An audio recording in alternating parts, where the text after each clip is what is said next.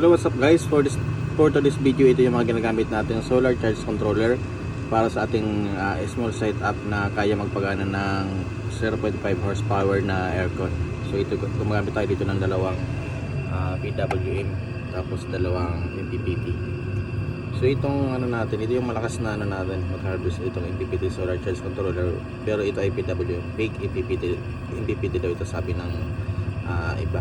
Pero yung harvest niya naman, ayan, balit tinesting nga natin yung harvest nito, bali parang less 2 amps tayo. So ito yung 12.8, maminusan natin ng 2 amps, so magiging 10 amps. So yan yung accurate na harvest niya, laging less minus 2 lagi. Ayan. So ito naman accurate talaga yung niya, accurate talaga yung harvest niya. So parang 5.44 yun talaga, kahit i-test natin sa watt meter, ganun talaga yung niya, harvest niya. Ito laging minus 2 amps. Ito naman accurate din. Yan, ito yung harvest niyan, 5.27 amps.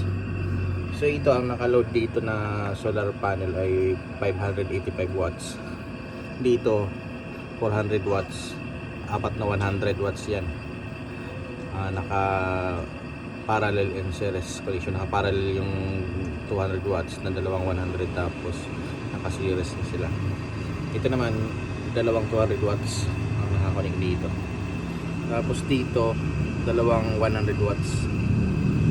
Ayan. So yun yung connection natin dito sa ating 24 volt setup na solar setup. So ang kaya pagganahin ng setup na to ay isang 0.5 horsepower na aircon. Kaya niya pagganahin sa araw, pero sa gabi hindi niya na kaya.